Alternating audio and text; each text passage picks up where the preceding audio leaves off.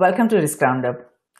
Even though neuroscience has made amazing advances, the origin of consciousness, its nature, and processes still remain largely unknown, as the underlying physiological mechanisms of generating conscious states are still not clearly understood.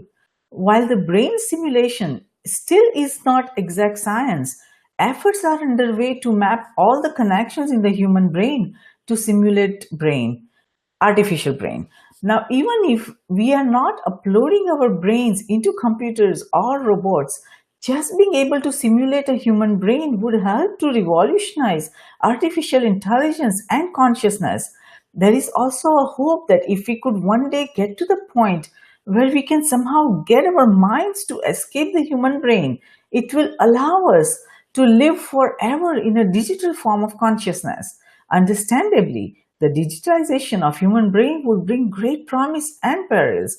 To discuss one such effort of mapping human consciousness to simulate artificial consciousness further, I'm delighted to welcome Cathán Mayfair to this roundup. Cathán is the founder and CEO of Within You, and he's based in the United Kingdom. Welcome, Cathán. We are honored to have you on Risk Roundup. Hi, Jayshree. It's an honor to speak to you. Wonderful, Cathán. So, what is Within You, and what are you all working at Within You?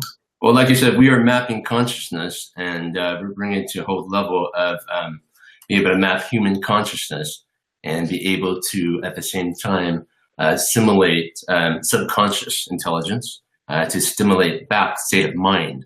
And so there's two functionalities in consciousness.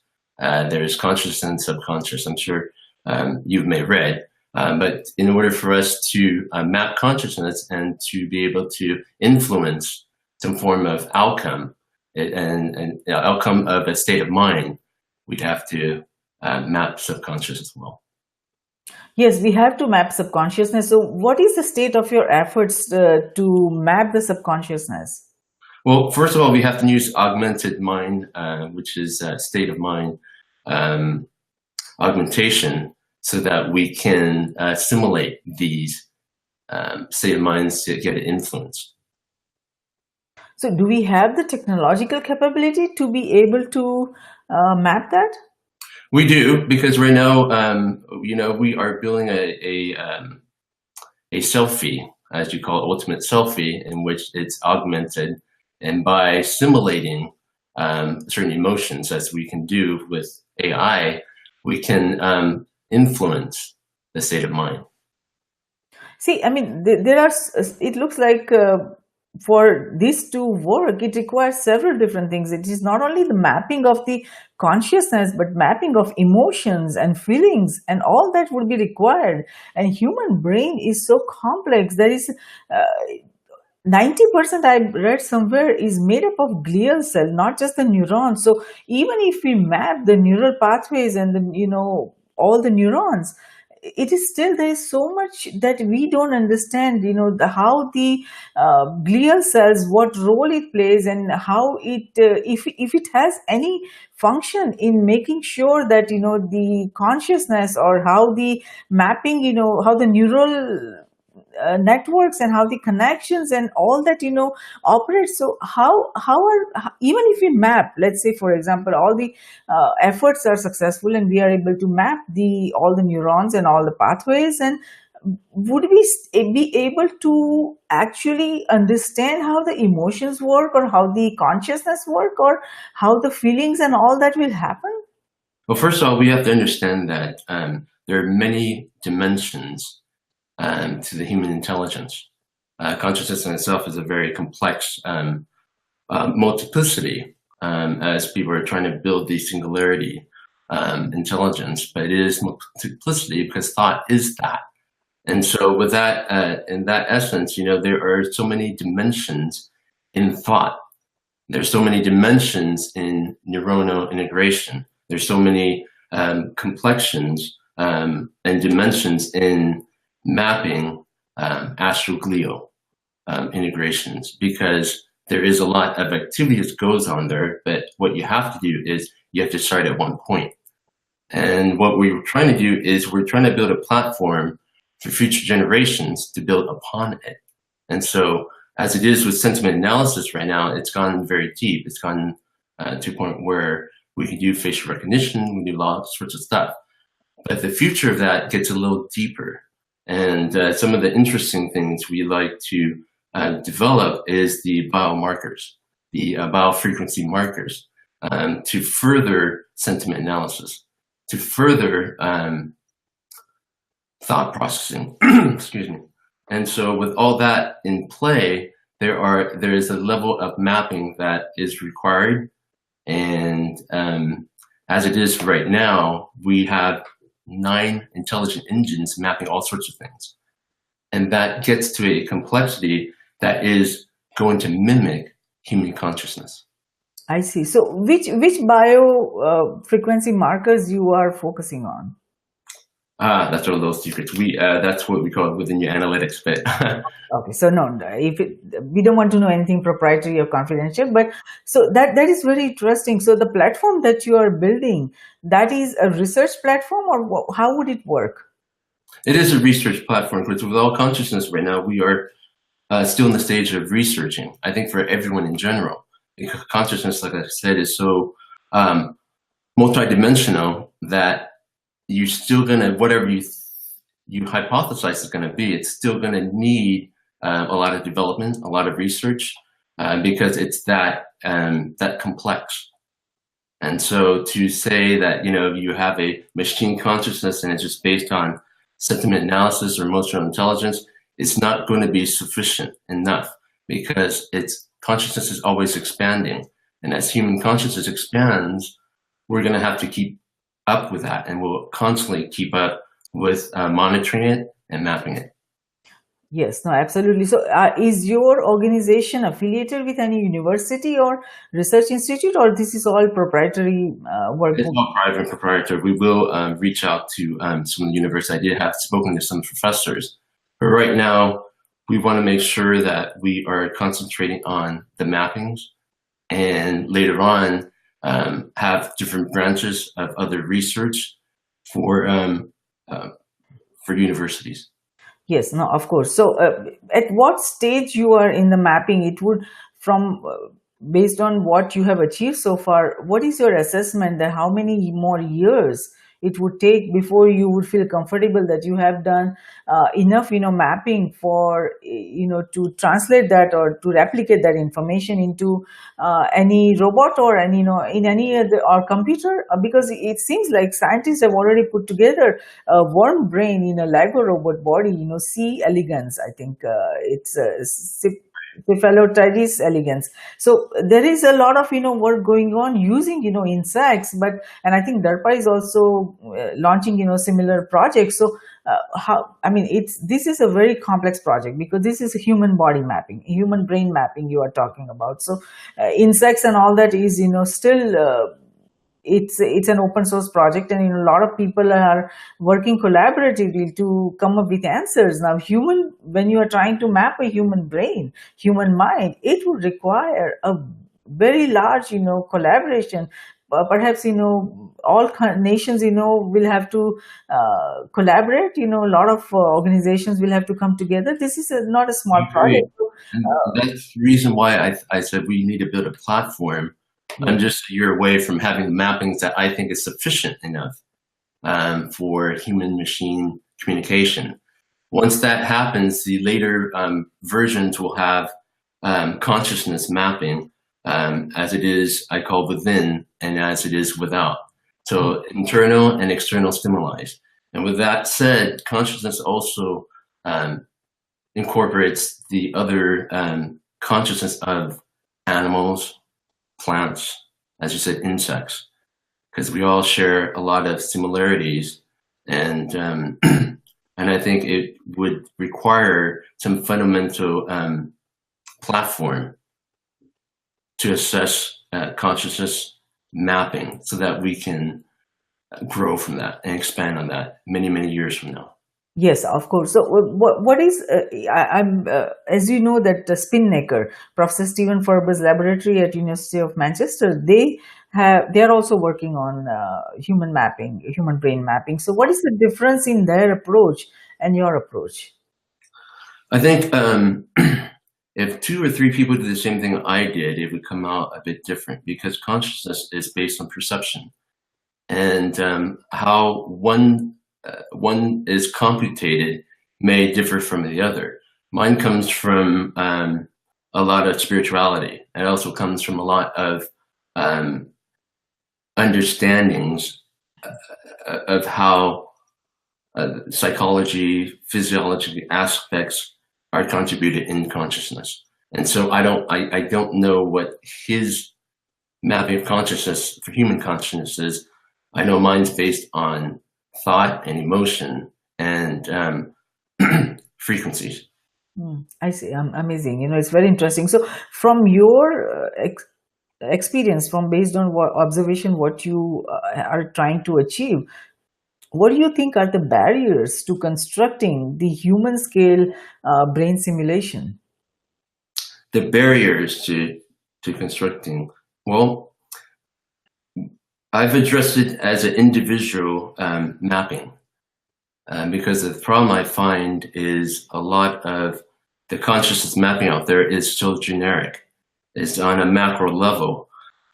We've decided to go on a micro level in which I would be mapping you, Jayshree, in which that is the only way for us to understand your signature, Yes.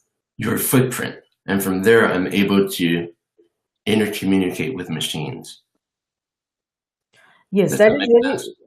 Yes, it's very interesting because this is from what I read about your initiative is that it's not just trying to communicate with the computers, but also trying to communicate within yourself. Those are the efforts that you are working on. That's very interesting because when you say trying to communicate within yourself, what does it mean? What are you trying to make it better for humans? I'm glad Because you're asking that question. It's on a cellular level. I see. It's on a cellular level because beyond the cellular level is our essence of who we are. You can call it whatever you want. Call it a soul, call it a state of mind, whatever it is. But all that is consciousness. I believe there's consciousness in our cells. There's consciousness everywhere. And so you have to map all this. And so by understanding the footprint, the signature of who we are, we're able to learn more about ourselves. We're able to reflect more within, keep ourselves concentrated within. And so that way external stimuli does not affect us. And when we know who we are and the machine understands who we are, then we have the capabilities of expanding consciousness, meaning we can learn on a higher conscious level. We can, education, academia would be on a more interesting scope because now you're being taught on your strengths, how you communicate, how you absorb things, how you learn things, as opposed to being thrown in a classroom and getting taught by a professor who can't connect with you. Yes. You see? And Yes. so within you, it requires that you get mapped first. And once you're mapped, then you intercommunicate with machines to enhance you. So so with that development, it's more of the humans in control of machines. And machines are there to assist us as exactly how it should be meant. And Yes. so another interesting thing that we were doing is being able to let this mapping learn algorithms of other algorithms that are out there that are being developed. And when you understand that, then it communicates to those algorithms. And that to me is very fundamental because we're all trying to create all sorts of interesting things. At the end, there could be a complexity that none of it can work with each other.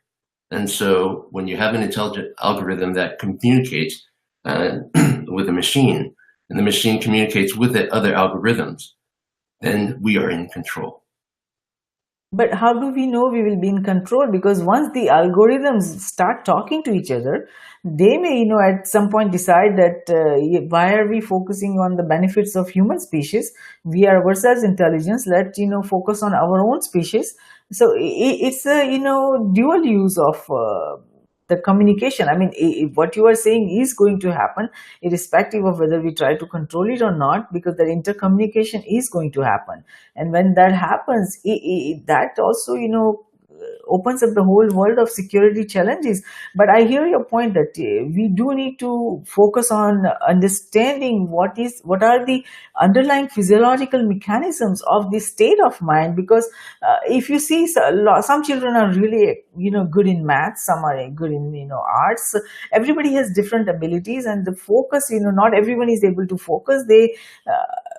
So there is something that doesn't allow the state of mind to reach that meditative state, to reach that state where you are able to not only just learn any subject quickly, but are able to understand a lot more that is going on in the world without even moving from your position to go to other position. And there is a lot that I remember in our Hindu scriptures, there's a lot of information about how rishis, saints, used to travel across geographical distance without even making any effort, or they would walk on water. I mean, these are all still stories from the scripture. But if that is true, then that kind of state of mind, that kind of capabilities are possible, and we do need to work on that. Because there's so much effort going on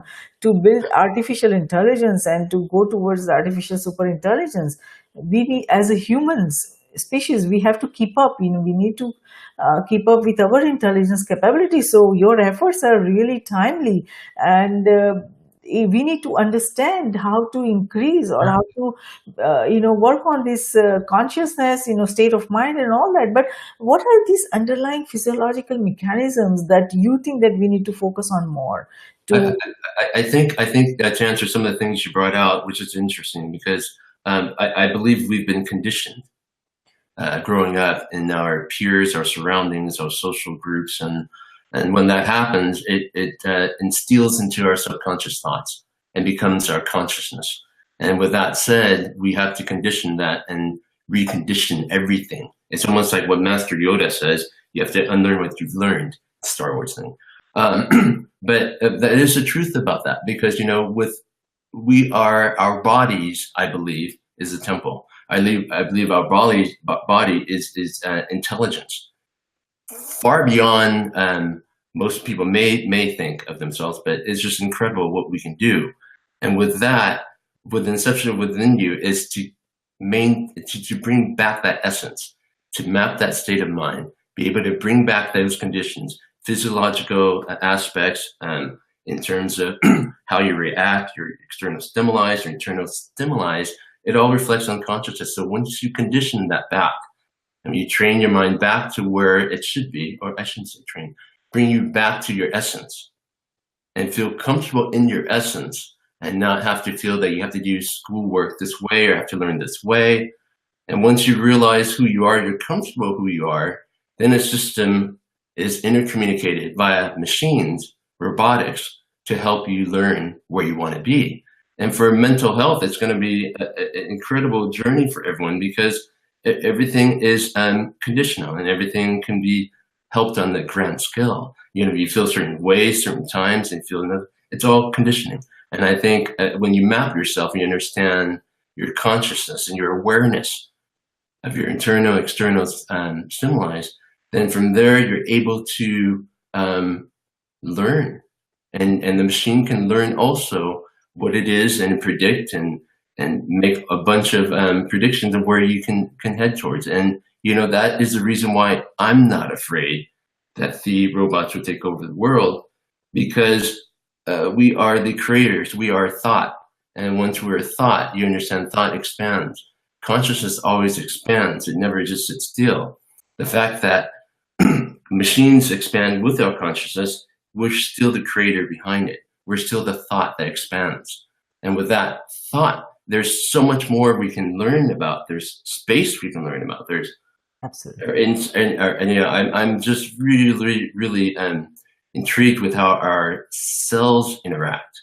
If you look at the micro, they're like their own world underneath there. That all is the conscious and subconscious. we're all as one, is what I want to say.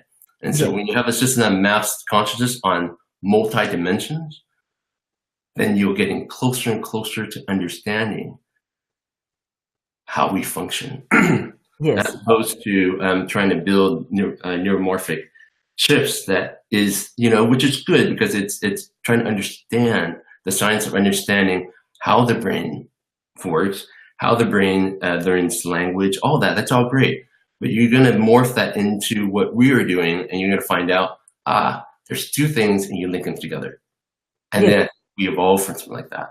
Absolutely. I hear your point on that. That this is not about creating fear or trying to be afraid at all. It's just identifying all possible security risks that can emerge. So we are prepared. We know what we should look out for and where we should not make mistakes and what we should be ready with, in case certain things happen. So yes, what you are saying, you are right. Neuromorphic chip is, going to help us with a lot of advances. But what you are saying, that is, I I firmly believe that we have to focus on human intelligence, human consciousness, and human, state of mind awareness, and all of that. Because at the end of the day, if we don't, evolve, then if we create great intelligence in form of artificial intelligence, that would not be enough. Because as we try to explore beyond, our earth, we try to go and explore space and all that, we do need more and more human intelligence.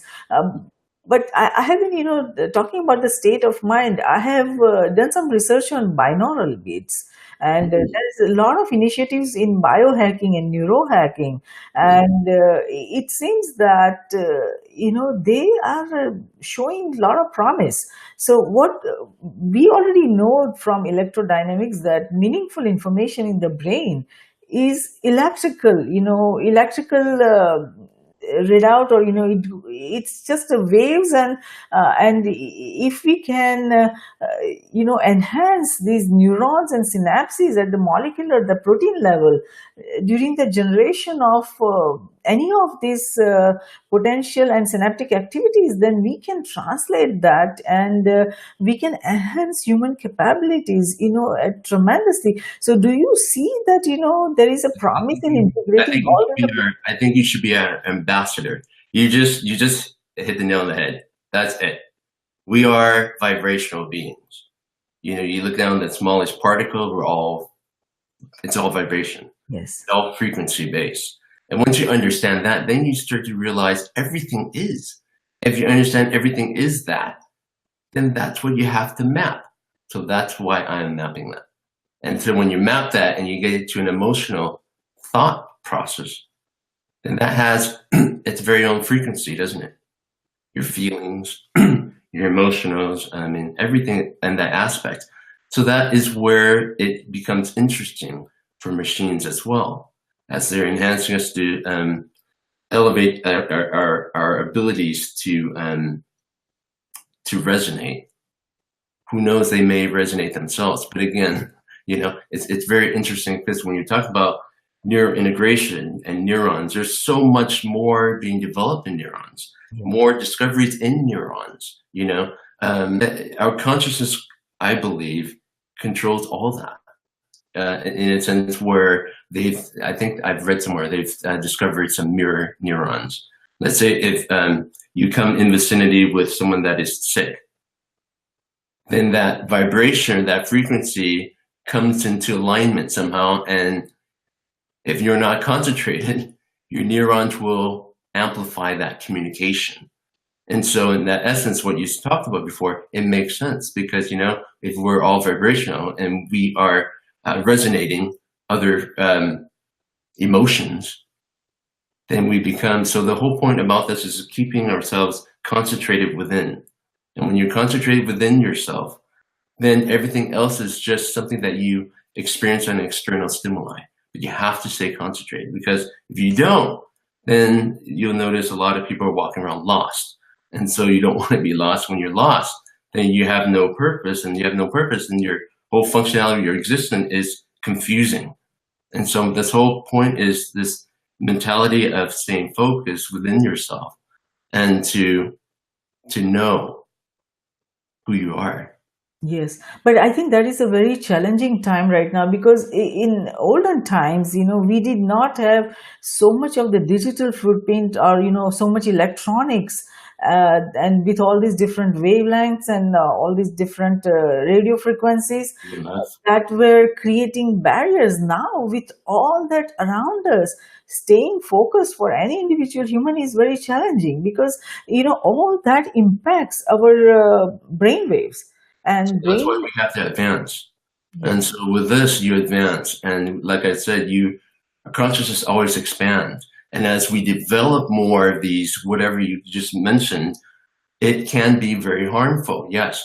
But we are amazing, intelligent beings in which we will expand our consciousness. And so we we develop ways to. It's just like our like the viruses. They find new ways to um, to live and not get killed by our T cells or stuff like that. But it's just our consciousness is the same thing. We will expand. So the more these crazy frequencies, these stuff that's happening around us, and the world gets more supposedly um, chaotic, we adjust with that, and our consciousness expands. And as it expands, we evolve to a higher form of consciousness. And so I thought it would be so great to build a platform to map all that so that you know who you are. And from there, you can expand to higher consciousness. It's just that simple.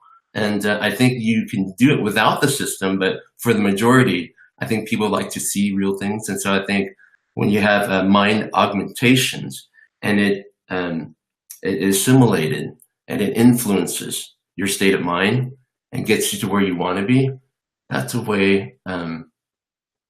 That's a way.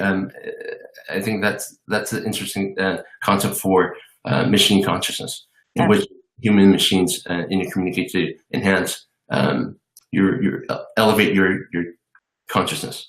Sorry. absolutely. That platform is very much needed, and that interface is very much necessary to move forward. To take the next step. But do you think that we have enough understanding of electrophysiology or brainwave science or brain science, or physics to allow us to get closer to that? Yeah. So, like I said, so it's a growing platform. So what we have now is enough. And then what we have tomorrow will be even better. And the future, it gets better and better and better. So I would probably say version 5.0 within you is going to be out of this world. But, as it is, it's important that we have a mapping of human consciousness because it helps on all fronts. It helps us, like I mentioned earlier, it helps on all fronts. But from there, we continue to expand as we grow and as our consciousness expands. We need a platform that expands with it. Yes, very true. Now, it seems that meaningful information is stored at a molecular, at a protein level in Yes. neurons and synapses. So it seems that terahertz waves would be important. Do we have enough understanding of these brain waves, terahertz waves, that could help us, further understand consciousness? What if it was this simple? And I thought about this because we have done major technological advancements with epigenetics, and it's a field I really love. And what if it was just this simple, Jayshree? What if it's just your ability to consciously mentor yourself, in which you speak and communicate with your cells? What if that was the possibilities? And so wouldn't it be so great to have a platform that enables that possibility?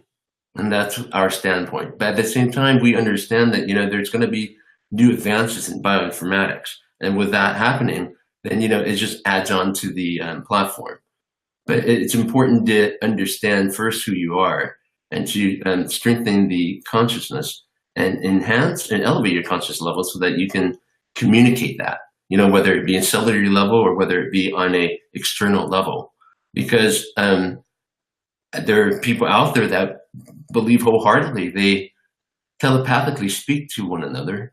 Yes. There is, I believe there's some connection with the animals we love, like the dogs or the cats we have, so there is not enough study to understand how, if I am to go home from work, my dog will be waiting for me outside and it knows. And so a lot of that to me needs to be mapped because that is part of consciousness. And from there, we can learn so much more. And when you learn that, then you can grow from it, and you never know where it'll take us. What if I always tell my friends, I don't think there would be mobile phones in the future, because that is going to be a dead industry as we start to learn more about our capabilities, of more of the advancements at the higher intelligence that we are. And so there are so many interesting studies on how someone can talk to someone else. And so there should be a platform. It shouldn't be looked at as something weird. It should be looked at as something like, what if? But we have to have a possibility. We have to have a mechanism there to allow the platform to help people grow from that. Yes, I hear you on that, because there are already, people are, a lot of scientists are working on replacing the internet to BrainNet.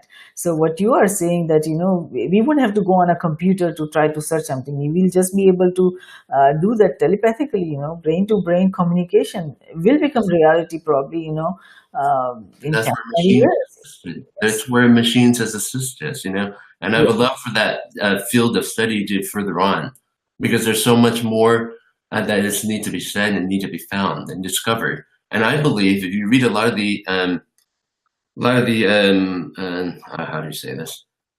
A lot of the ancient civilizations, they've done a lot of things where maybe it's been buried, maybe it hasn't been buried. But to have that connection, as they have discovered back then, we have all that capabilities. Yes. So it's just a matter of time. It's just a matter of time how we shift our thinking from the norm of this is how things are done. This is, it has to be a new form of thinking, and that's the reason how I came about with the new approach to consciousness. It couldn't be done through the same scientific methodologies, because then you get the kind of same results, But if you build a platform that allows for some form of mappings, and you work from that platform, you never know. So again, to answer your question we asked earlier, the professor in Manchester is mapping human consciousness, but it's going to be on a perception from the creator of how he perceives consciousness. And so all of that integrates, and in the future we'll have this incredible consciousness intelligence machine. Yes, and we look forward to that day where we have those intelligent, machines that could help us explore our potential, at the highest capacity, so that we can not only know ourselves in an entirely different way, but we can evolve, and we can perhaps go and explore other solar systems, and we can achieve what humanity wants to achieve, solve all the problems to start with, solve all the problems facing humanity. So there is a lot of potential in what you are doing, what Professor Ferber is doing. We have to focus on all these different paths, and you are right, we don't want to focus on only one approach. We want to come up with different many different approaches. Like recently I read that a group led by Nobel laureate Montagnier has detected low frequency electromagnetic waves emitted by the DNA of bacteria and viruses in low dilution solutions. So from computational models, if we can present that in neuroelectrodynamics, then perhaps we can predict that experimentally a machine which will perhaps physically interact with matter in a similar way that brains will allow the consciousness to emerge, probably much faster. Do you see that theory, hypothesis, I do. And like I said, when there is a perception, there's a thought behind that, then it expands and it becomes. And so on that level, of course, that's going to lead towards, I think all of these and intelligence that we're building comes together eventually. But I think the problem here is you have to have a intercommunication system to communicate with all these algorithms, because there could be, I don't know, different things going on, and it would be good to communicate within that structure, because we're at a point where things expand, but it would be great to be able to learn and speak to each of them is what I was about to say. It's communicating with each platforms. So can you put a code in that or some instruction in that, that if there is any algorithm that Yes, is designed to destroy humanity, then we destroy that algorithm, without any, is that possible to do something it like is possible. I think it's possible just because, again, when you go about knowing who you are, when you concentrate on that point, and from that point, then you learn the conscious, and the machine learns what it is that it needs to do to enhance your consciousness. And so you have, I'm trying to give away all myself, but you're able to have the machine communicate with other machines and smart machines in which it recognizes emotional sentiment, thoughts on, let's say, someone harboring certain aspects to harm someone, society, groups, or something like that. So it's an algorithm built just to learn for that. But because we are consciously aware of our environment, and let's say you saw someone doing something harmful, you're able to consciously step in. Well, now with machines, it's even better because now machines can assist on a deeper level, on a multi-complex level that scrutinizes every, I don't know, system out there. And so, of course, I believe it's heading towards there. It evolves towards that. And of course, we're going to have some setbacks to actually get there. But with these setbacks, we always expand, as always. Right, right. No, that would be amazing if you are able to create something like that. At the same time, we also know that violence and all these things are genetically embedded in our system. So that's why a lot of, I mean, if you see humans, they get angry easily, they get violent, and the war and all that is such a natural thing to humans. So if we are able to somehow figure out what are those pathways that create these kind of emotions of destruction, then we can perhaps reprogram our systems and towards a peaceful humanity. I agree. I agree wholeheartedly because the problem here is it's a huge problem, Jayshree, because we judge people based on what we think is right or wrong. And so when we judge other people, then we put labels on what is wrong. What if the system was able to understand who you are? And let's say the system enhances your consciousness, and then that system also integrates with other systems, social norms on what is wrong, what's, in a generic sense, and it communicates to you. Because something you're doing, you may think is not wrong behavior-wise, but then to someone else, it could be right or wrong. See my whole point? So once your system, your machine helps you understand, it's all about understanding.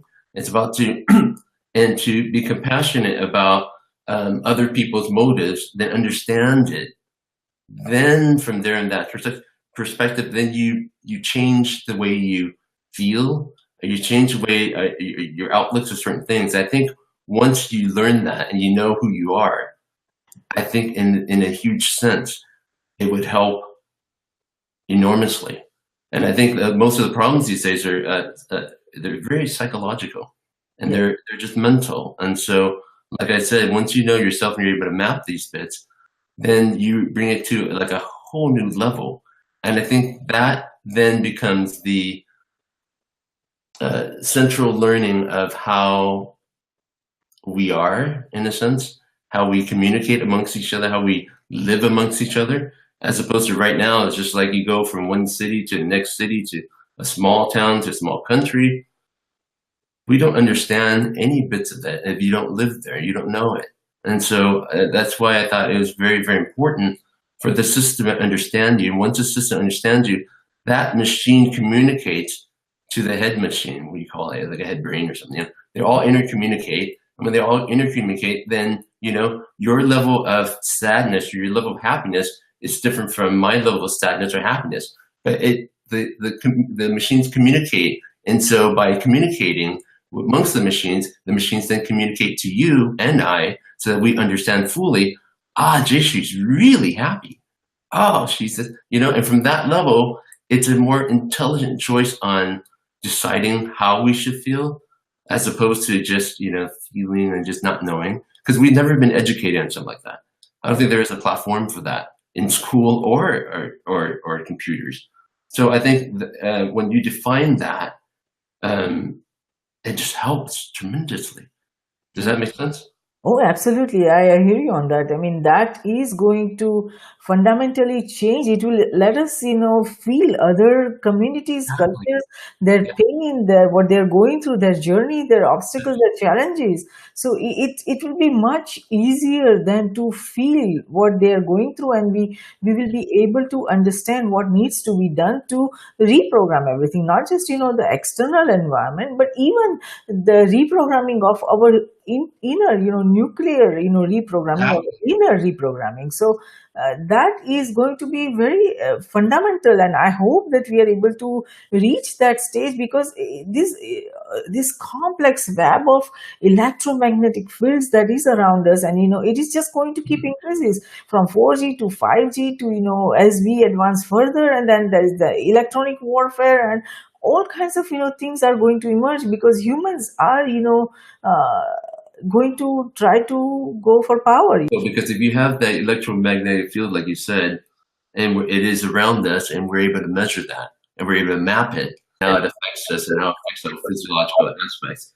And so when you're able to monitor your consciousness, you're within you, your state of mind, and you're concentrated, and you see these stimuli being thrown at you, warfares that you're saying, and all that, then the machine recognizes that, and it will stimulate you so that way you would know how to react to it. And your reaction to such stimuli is very key. And so I think conditioning those reactions is very important. So that way we understand what's going on as a community. We understand what's going on so that we can best handle the situation.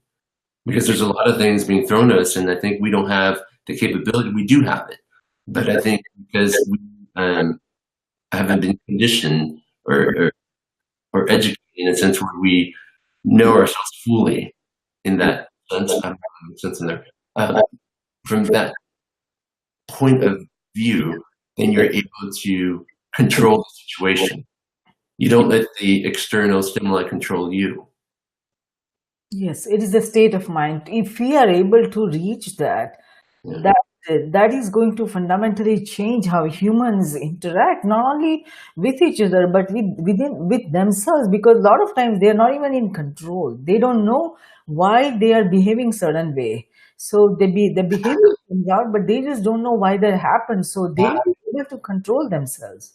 Exactly. There's so much to learn when you have a system like that, JC, because then you understand, and once you understand, it makes you so much more communicative to humanity and what we're trying to get at, and because, like I said, we almost prejudge the situation based on experience, based on stimuli.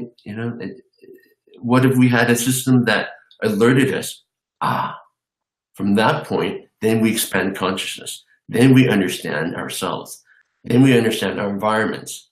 Then we understand a new, I call it mindfulness Yes. to the environment. And when you do that, all the factors within your cells, down to your DNA, gets affected.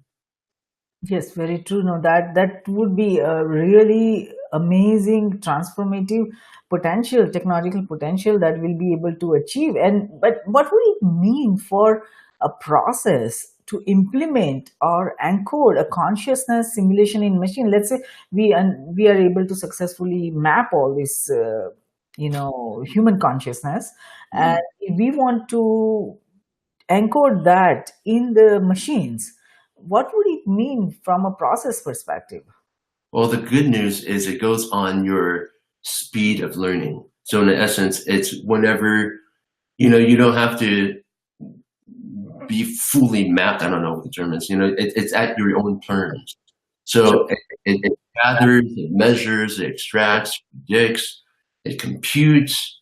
It learns who you are. And once you learn who you are, then all the answers unfold right in front of you, because then it answers the question you ask.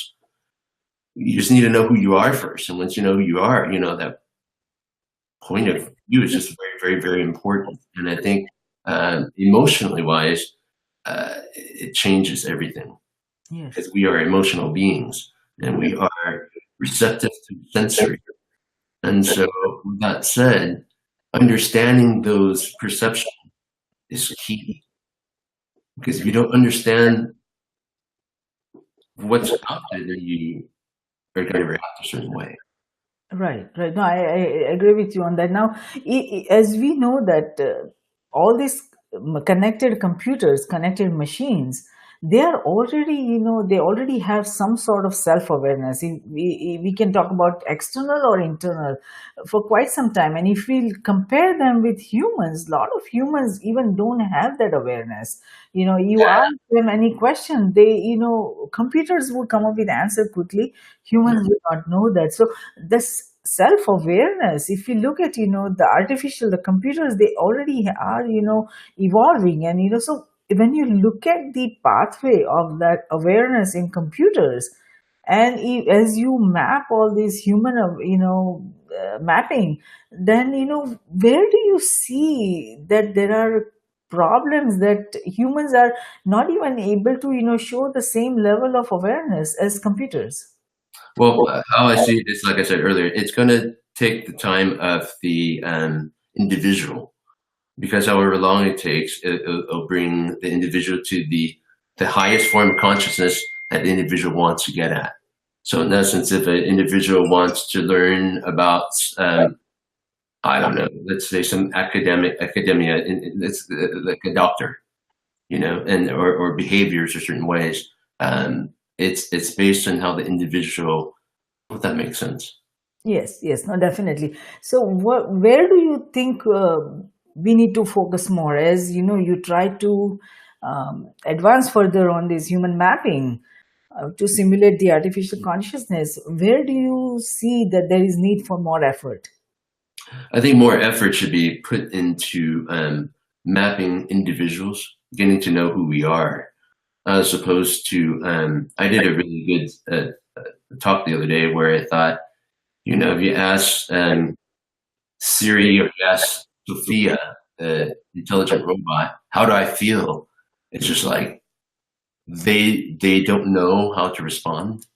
And so when you put something like within you as a enabling layer into that mechanism, then you ask Sophia, you ask Apple Siri, how do I feel? Then it reads the measures like, Jayshree, I noticed you're not feeling well today. Could it be on a cellular level you are having maybe you're congested, maybe you're ill, maybe you're from that point, then it's more impactful, meaningful to what we're creating AI for, because a lot of these stuff is like, we want to mimic the brain, we want to do this, that. How about focusing on that individual? Because once we know who we are, it opens a whole new level of thinking. And that's where I want to focus, because I think that's more important. Yes. Because getting to know who you are can be the self-awareness can help your state of mind, and so maybe some people are more advanced in touch with who they are than other people. But wouldn't it be great to get an advancement in on that level? So that way, if you have mental issues, you're not going into a big group and sit down with a big group who knows nothing about how you feel, and being getting answers from them and how you should do this or do that.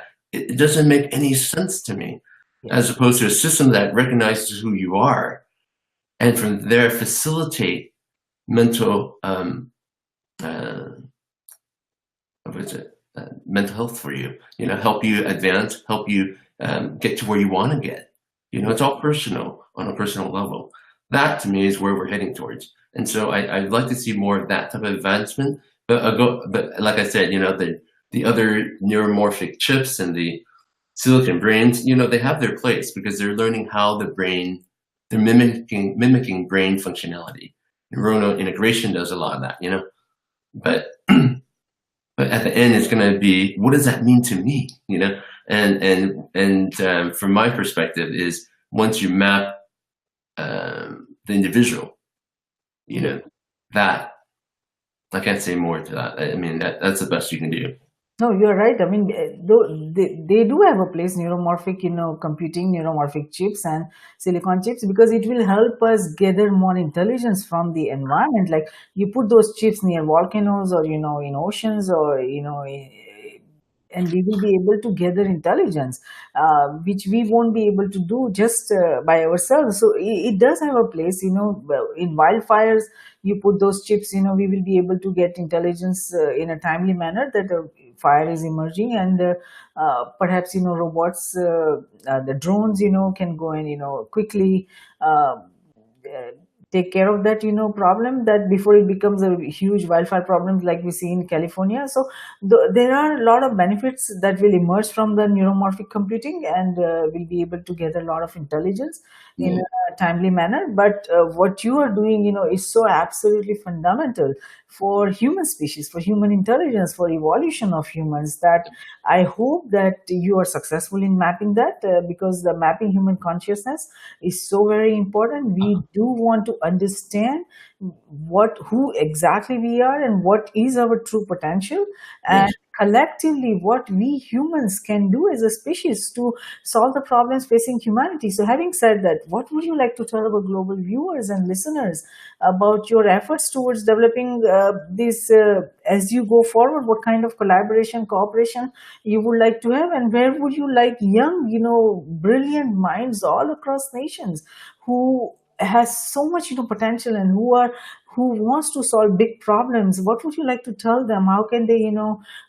collaborate, join hands, or help you in achieving what you are trying to achieve? I would love for collaborations with deep thinkers and with professors who have studied consciousness, subconsciousness. I think it goes beyond the computation. It goes into a lot of research. I think there are a lot of interesting people I'd love to meet, and the point I'm going to say again is we have to look within and know who we are. And once we understand who we are, we're able to affect the world and affect the external factors. And so we have to stay concentrated. And within you is, like I said earlier, we are mapping human consciousness so that we can have human-machine intercommunication. And from that point, we're able to simulate artificial consciousness, which I call subconscious intelligence.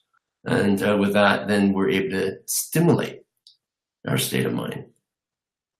Yes, that would be amazing. That would be amazing. And thank you so much, Khan, for participating in Risk Roundup today. We appreciate your thoughtful insight on mapping human consciousness to simulate artificial consciousness. And our global viewers and listeners would benefit tremendously from the understanding you provided on simulating consciousness and why we need to do that. More important, that why we need to create that state of mind to go within us, to achieve our fullest potential. So even if a single individual or entity is able to benefit from the discussion we had today, this Risk Roundup dialogue has been of service, and we thank you for that. Thank you. Nice meeting you, Jayshree. Have a good day. Bye-bye. So Risk Roundup, a global initiative launched by Risk Group, is a security risk reporting for risk emerging from existing and emerging technologies, technology convergence and transformation happening across cyberspace, geospace, and space. We at Risk Group believe that risk management, security, and peace, they walk together hand in hand. Though security is related to management of threats and peace to the management of conflict, risk management is related to management of security vulnerabilities as well as management of conflict. And it is not possible to conceive any one of the three without the existence of the other two. All three concepts feed into each other. We believe that the security we build for ourselves is precarious and uncertain until it is secured for everyone across nations. Tradition becomes our security, so if we build a culture of managing risk effectively, It will lead us to security, and security will lead us to peace. Let's manage the existing and emerging risks together. For more information on the Risk Roundups, to watch the Risk Roundup webcast or listen to the Risk Roundup podcast, please go to riskgroupllc.com and do not forget to subscribe and share. Until next time, I'm Jay Shri, host of Risk Roundup, signing off. See you next time. Thank you.